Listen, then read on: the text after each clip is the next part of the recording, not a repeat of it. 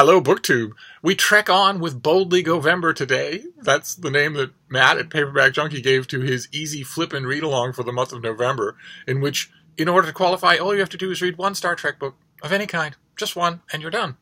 And I have been overqualifying myself in the month of November because I love Star Trek. Absolutely love it. And have read...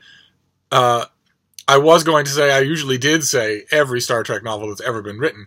And then I said that to Mark at Richardson Reads, and he promptly sent me a trilogy that I had never read. And that's fairly recent. So I can only assume that I just wasn't paying attention to Star Trek fiction at all when it came out and missed it completely in bookstores, one way or another.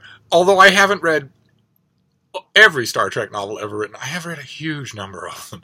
And I have a lot to say about a lot of them because I have watched Star Trek fiction from its beginning, right from its beginning, from its very earliest days to the present, in every stage, in every incarnation. And I've been charting a little of that here in these Boldly Govember videos. Last time we were talking about a writing team called Sandra Marshak and Myrna Culbreth, whose Star Trek novels I really like, but who were very firmly rooted in the old dot matrix, pass it around at a convention fan fiction world of Star Trek writing. And that gradually stopped being possible to do without risking a lawsuit. No matter how reverential it was done, it gradually went from being, hey, this is authorized, to hey, this is trademarked. And so not only, it's not just that the movie studio that owns the rights to this is going to give you permission to write a novel. It's that the lawyers who work for that movie studio are going to watch what you do and make sure that it's in compliance, that it doesn't cause any of their antennae, and since lawyers are mostly insect, that they have lots of antennae, it doesn't cause any of their antennae to twitch at all. That net was slowly starting to close in on Star Trek fiction when Sandra Marshak and Myrna Culbreth stopped writing it with the Prometheus design and Triangle. And you could see it sort of fade out everywhere else, too. They weren't the only ones who did that sort of thing.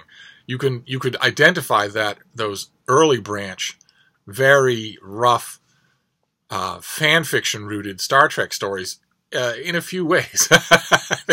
Unfortunately, in a tiny handful of ways. For instance, Dr. Mabenga, a character on the original Enterprise who appears exactly once, a doctor on McCoy's staff who interned on Vulcan, and who's therefore a bit of an expert on Vulcan physiology. Although McCoy never seems at a loss for Vulcan physiology. But the character's done really well. The actor who played him with standout charisma for one bit of one episode, and so fans latched onto him. And Dr. Mabenga was given a great long life in Star Trek fan fiction.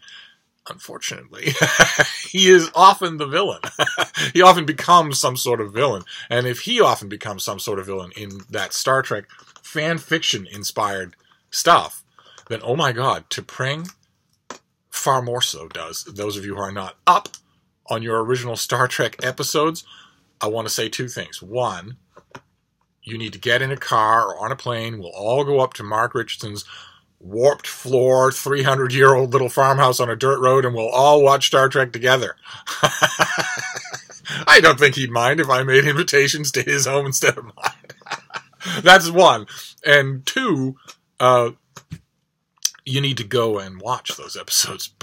But T'Pring appeared in one episode. She is in science fiction, in Star Trek terms, the ultimate vengeful ex-girlfriend.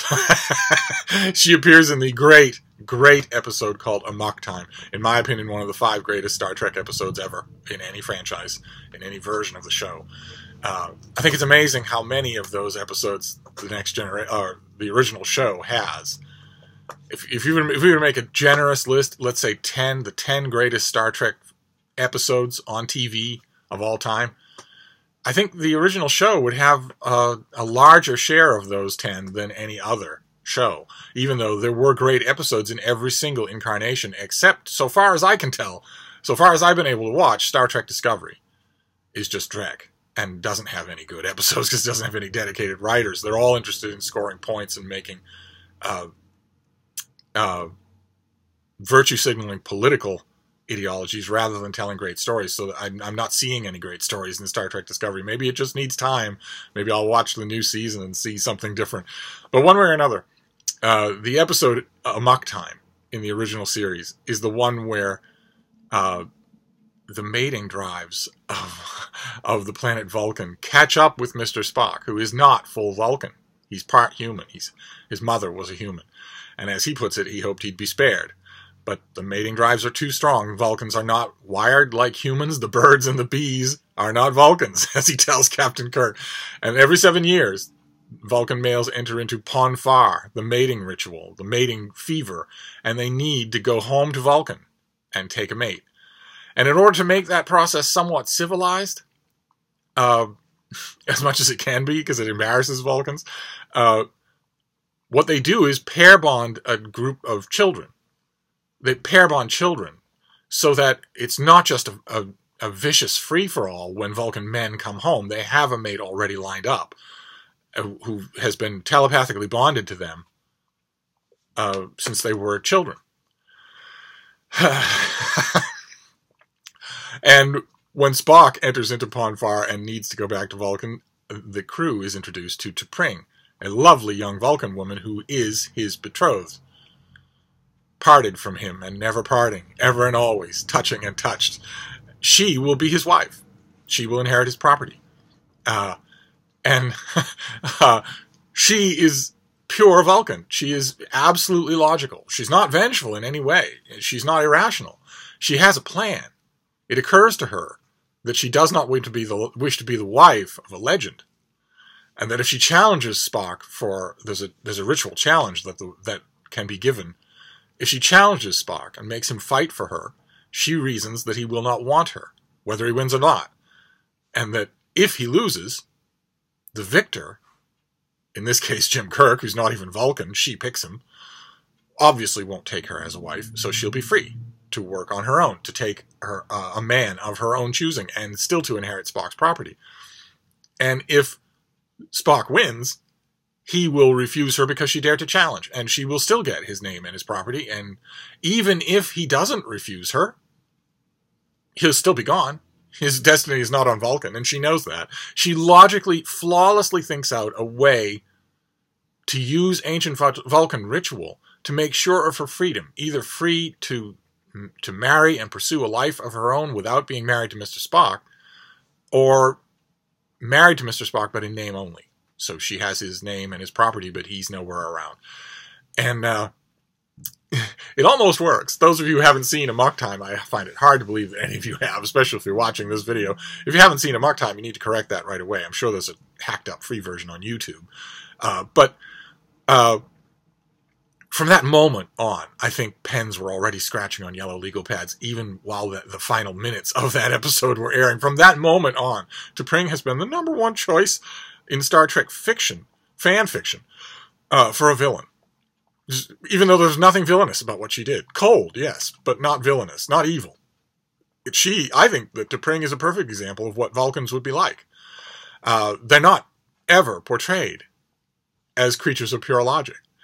In any of the incarnations of the old TV show, they're never portrayed as incarnations of pure logic. Instead, they're portrayed as largely stiff and introverted. Really smart and introverted, but otherwise perfectly normal. And T'Pring is a perfect example of what they'd be like if they weren't. If they really were just creatures of logic, no one would like them. They wouldn't be this object of fascination. Everybody would prefer Tellarites and their endless temper tantrums. But anyway, I almost forget where I was. I will gather so much when it comes to Star Trek. Well, anyway, as I was saying, T'Pring was a feature of fan fiction, and the fan fiction strand of Star Trek fiction. And that strand of Star Trek fiction was extremely prevalent. It touched a lot of people. Most people back then, in the 70s and the early 80s, if they read any Star Trek fiction, they'd started with that. But they had to move away from it. Once pocketbooks started publishing these things, once there was a regular stream of movies, once there were TV shows, for God's sake, once there were licensing deals, then you can't have some author from Dayton that you've never heard of writing a Star Trek novel in which I don't even know. Uhura and Sulu have an affair? No, you can't have anybody doing anything like that. It has to be almost static. One or two vibrational atoms away from completely static. The novels have to be, as one old Star Trek fiction writer that I used to know would often say on dog walks, the novels have to be basically logic conundrums. There can't be anything emotional at stake. There can't be anything physical at stake. There can't be anything continuity-wise at stake. Vulcan can't blow up. Something like that. J.J. Abrams took a lot of risks with his first and utterly horrible Star Trek movie. It's still incredibly watchable, but it's not Star Trek. And that was the big split. But we'll talk about Star Trek stuff on the screens later on in Boldly Govember. The point I'm trying to make here is that there was a gigantic shift in the fiction, which is what we're talking about in Boldly Govember. The novels suddenly became very different. Suddenly, if you were going to write a novel about Jim Kirk and his Enterprise crew, you had to figure out when you were telling the story. That wasn't even remotely the case in most of Star Trek fiction up to this point. Most Star Trek fiction up to this point, it was just assumed that you were writing your story right after the last episode, right after the last adventure. But the movies changed that, because the movies introduced real time into the fictional world of Star Trek. Suddenly, you were talking about a Jim Kirk who was 10 years older than the Jim Kirk who commanded the Enterprise that you watched on TV on Friday and Saturday nights. 10 years older. Different adventures, different people. Still in Starfleet, still having adventures. And it went on from there. It was possible. It is possible in Star Trek canonical movie lore to be dealing with a Jim Kirk who's 35 years older than that original Kirk. That's unheard of. No one had ever done anything like that before in a created universe. To introduce time into a created universe like that was an amazing decision. I don't think it has a downside. I think it's made Star Trek incalculably richer than even those of us who loved it at the beginning could ever have thought. At the beginning, we were thinking, this is just an endless stream of adventures. Planet by planet by planet. But now it's more than that. Now it's time. Now it's eras. That's incredible. And that started to affect Star Trek fiction writers, because they had suddenly to make a decision. We have this new Enterprise. We have these new uniforms. We have people who are Kirk, who is an admiral. And we have older characters. Do we want to use that? Or do we want to set a novel in an earlier time period? And the book we're talking about today came out in 1986, when all the world made sense. The 1980s. A blessed time before most of you were born, when all the world made sense. This book came out in 1986. It is Battle Stations, or Dreadnought, by Diane Carey. This is a later reprint that has Fortunes of War Part 1 on the cover. In the original book, it didn't have this silly price tag. It didn't have that. It was just called Dreadnought. And that ship is the Dreadnought in question. 4 times more powerful than the Enterprise, an extra nacelle up on the top, so you have 2 attached to the lower decks, and then 1 attached to the spine behind the saucer section. This was Diane Carey's first Star Trek novel, and it is the result of her just mining all of the technical details that had ever been printed about Star Trek. And one of those, there was a long time ago, if you still have a copy of this, it's intensely collectible. There was a long time ago a thing all of us fans ate it up called the Star Trek Technical Manual, the original Star Trek Technical Manual, which listed the specs and all of the capabilities of a Constitution-class starship, like the Enterprise, but it also listed, tantalizingly, all kinds of other starships, destroyers, cutters, dreadnoughts, ships that, of course, because the original Star Trek had a budget of like $650 an episode, we never saw any of those ships on the screen, on the little screen. But nevertheless, the Star Trek Technical Manual alluded to them. And this novel is Star Trek historical fiction. In a way, you could call it that.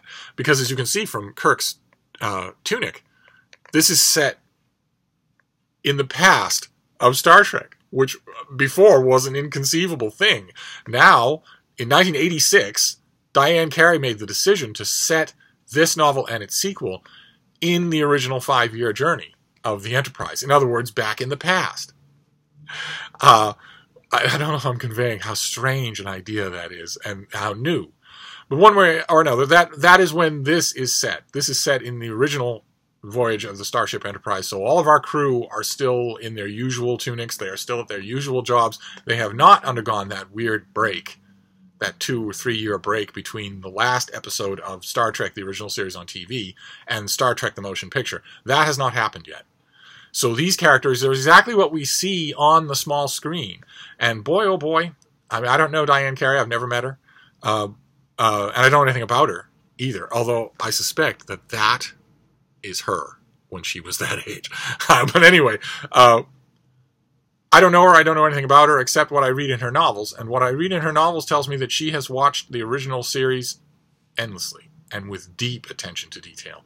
We'll get to that later on in Boldly Govember as well. This is her first attempt at writing this stuff. And the plot involves a dreadnought, an experimental super starship, whose prototype has been stolen. While Kirk and Enterprise are in space dock at Earth, this dreadnought is stolen by what looks like a skeleton crew of Starfleet personnel. And they're making all sorts of demands, and they're claiming that they are the good guys, that they're actually trying to help by stealing this thing instead of hurt the Federation. And they're willing to talk more, but only through one person's Starfleet communications code. And that person is Lieutenant Piper, who's still in the academy and is waiting for field grade testing on the Enterprise or some other starship. She and a couple of her friends are the bright new generation coming up through Starfleet Academy. And some of her friends are on board this stolen dreadnought. She has no idea why. She is summoned to the Enterprise under Kirk with the crew that we all know that have become legendary, in order to stand on the bridge and give her response code. She has no idea what's going on, but she does. And Kirk, she establishes communication with the people on board this dreadnought, but it doesn't really make much sense. None of it makes much sense. There's a Starfleet admiral who is sort of lurking around the periphery, who seems to want to go out and commandeer this dreadnought to save the day. And the people on board the dreadnought, the young people who have stolen the ship, say that he's the villain. And Lieutenant Piper and her friend Sarda the Vulcan and a couple of others want to investigate that. And they're enabled to do that because Kirk pretends to have them arrested as collaborators, and knowing full well that they aren't, and knowing that they will escape, and knowing that they will then make contact with their friends on board the dreadnought, and that will move the plot forward. But before that happens, before the main plot can get moving, we get the good and bad sides of the plot device that Lieutenant Piper is. She is not really a character. She's more of a plot device. One of the only times Diane Carey quickly grew out of this kind of stuff, as we'll see. Again, I will be talking about Diane Carey quite a bit in Boldly Govember. But for now, Lieutenant Piper is a plot device, and she's a plot device that has a name that originated with Star Trek and that has since entered into popular parlance, and you might even know it. She's a Mary Sue. And for those of you who are wondering what the heck that is, that actually originated with people making, with fanzine editors, making strict guidelines about what kind of fiction they would and would not consider running. And one of the things they absolutely would not consider running was anything involving a character who is a Mary Sue. By that meaning, an ingenue, a young person who, by virtue of ingenuity or intuition, shows up and outdoes all of our known established characters, makes them look slow or stupid or uninventive or whatever, comes up with amazing solutions that are right under their noses that they don't see, and saves the day without any credentials. You may have heard the term Mary Sue in connection with the character Rey in the new Star Trek movie, or new Star Wars movies, who goes from being a scavenger of old wrecks of starships on a desert planet to being a lightsaber-wielding Jedi Master who can handle herself in combat with 20 or 30 armed opponents without any training, without any grounding at all. She knows better than everyone around her right from the beginning, and that never changes. She's never challenged with her own inaccuracies. She's never has to learn anything. And if you don't know it from Rey and you're a Star Trek only fan, you'll certainly know it from Burnham on Star Trek Discovery, who is an absolutely classic Mary Sue. There's nothing she doesn't know. There's nothing she needs to learn. And the only frustration she has in her life is how slow everyone else around her is to understand that they should do exactly what she says at every moment. To the sacrilegious point that in the show's first episode, when she is not getting her way, when her captain is saying, I want to do something different, you've been given your orders, she nerve pinches her captain, unconscious, so that she can get to do what she wants. And her captain shows up later in the episode and reprimands her, but what should have happened is that her captain should have showed up later in the episode and phasered her dead.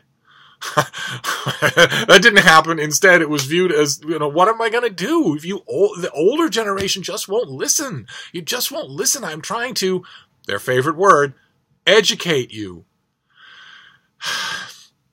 In other words, as you can tell from my ire, the Mary Sue is a horrible phenomenon in science fiction and in Star Trek especially, because it's the crew that the Mary Sue will bumble on board the Enterprise and outdo are not strangers. We love them.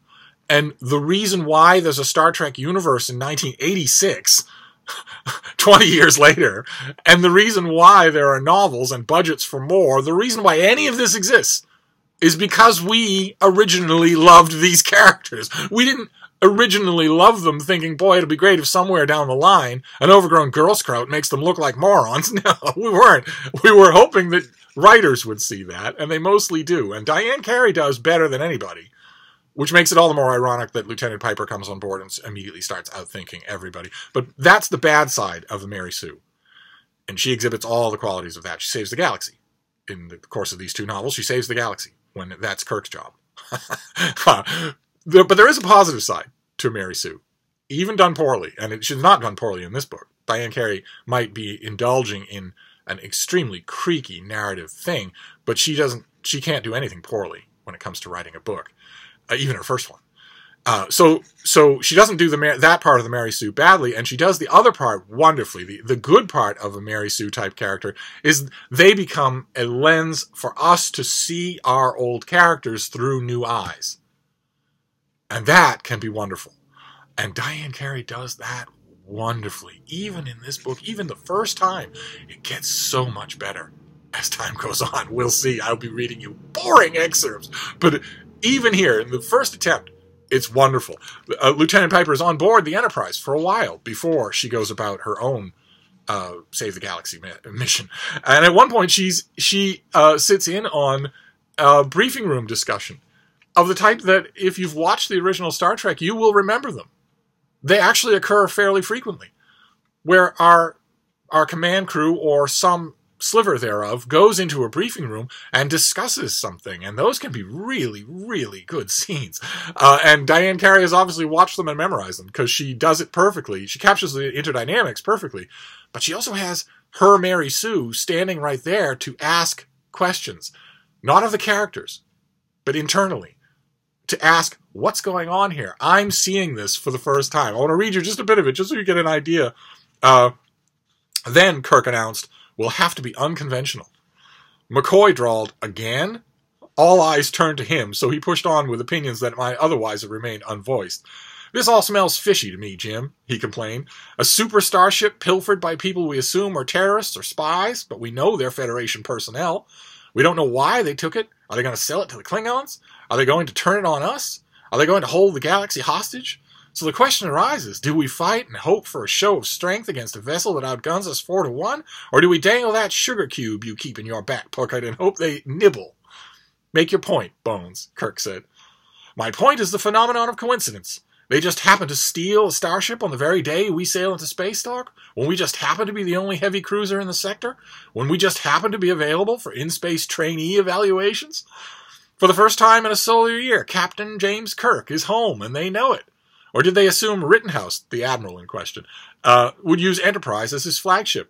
Or is it Enterprise? Or is it you, Jim? Or is it all just a coincidence? Spock, aren't you the man who doesn't believe in coincidences? Spock inhaled, sounding dryly annoyed.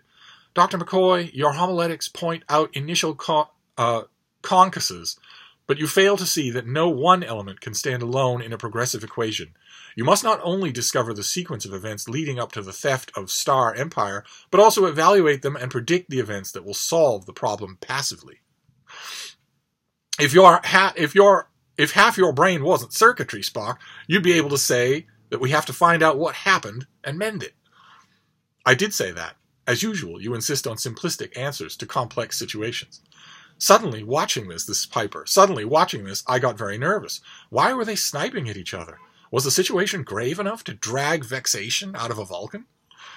Aren't you the one who's always spouting bald definitions, McCoy said. I shall be moved to amazement, Doctor, if someday you should refrain from probing the obvious. Mr. Spock, Scott said, with quirkish, scolding expression. You must admit he hit on all the logical questions. McCoy lounged back. Maybe it was just a coincidence, Scotty, like this whole affair. A great, big, inevitable coincidence. He skillfully ignored the look of contained aggravation rising under Spock's eyebrow. It didn't seem like any of this was a surprise to Kirk. His face was a herding of pseudo-military pomp and dashes of amusement, not to mention the evident respect he had for these people's opinions. I kept expecting him to stand up and make a decision. Instead, he just sat and listened, jabbing the discussion on whenever it faltered. That said something about him. I wasn't sure what yet, but it was talking to me. And if you picture that, you'll realize that you've seen that. You've actually seen that in the original show, where Kirk often does let his subordinates snipe at each other, peck at each other, test each other, with him prodding things along as they go. In order to describe it that way, a herding of pseudo-military pomp and wry amusement, in order to describe it that way, I can't help but think that Diane Carey must have spent hours studying, loving those original shows, and the interpersonal stuff going on behind the scenes in them, filling in the blanks with her mind as she went along. And that's the reason why I love Dreadnought and its sequel, Battle Stations. I don't love it for the Mary Sue stuff. I love it because mainly Diane Carey does. We mentioned in Boldly Govember this month that you come to Star Trek for two real reasons. Star Trek fiction. The first one is the wow ya gotcha moments of technological innovations. They meet a god. They fight a Gorn. They meet energy beings. That sort of thing. A space parasite. Stuff like that. That isn't in the least bit scientific, but it's fun to think about. It's a new adventure every single time. And the second thing is to see Star Trek done right, and that means our original characters in character. And the reason to read and love these books, I've read and loved them, this duology, as it's called many times, is because the characters are done right. When they're allowed to be done at all, they're done right. They are often shunted into the background. Most of this book and most of its sequel are the adventures of Piper. And whether or not you find that commanding enough to read from start to finish will largely depend on, how much you sync with Diane Carey's writing. It's very good. I've read the novels from start to finish many times, even though I don't care about Lieutenant Piper, and I hate Mary Sue's. I've still read these books many times because they're so well done. And we will see this author again. Definitely. I couldn't quite at the moment lay my hands on Battle Stations, but Dreadnought and Battle Stations together as one book, which they really ought to be reprinted as one book. They haven't been yet, and they maybe never will be, but they should be one thick paperback, are well worth your time. Well worth your time. I won't say 3.5 tribbles out of 5, because that would mean there's a half a tribble around somewhere. That's gross. That would only please a Klingon. So let's say 4 tribbles out of 5 for the two of them together, the two books together. Because the second book, Battle Stations, has more of those Mary Sue moments that are good, where Piper watches Kirk's crew in action. And it also has an absolutely hilarious final scene. The very final moment of the final scene is hilarious. So, and that's a good note to end a 2-book pair on. So that's Boldly Govember for today, is our introduction to Diane Carey, and also our introduction to the concept of the Mary Sue, which thankfully we probably won't be seeing that much of in future Star Trek novels, and also our introduction to time time is suddenly an issue in Star Trek. What used to be that if you went to an agent or a university executive or whatever, or a Paramount executive, and said, I want to write a Star Trek novel, they'd say, well, okay, if you got that far in the conversation, they'd say, okay, what's it about? Now, they're just as likely to start the conversation with what Star Trek and when. Is it Captain Pike? Is it Captain Archer? Is it Captain April? So you have to answer all of those questions, and this is kind of in the first wave of people asking them in the first place. What if I write an adventure set in the original continuity of the show before the movies?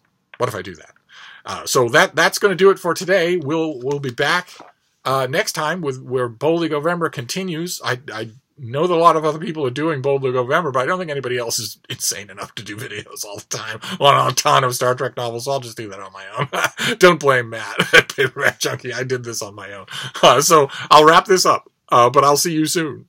Thank you, BookTube.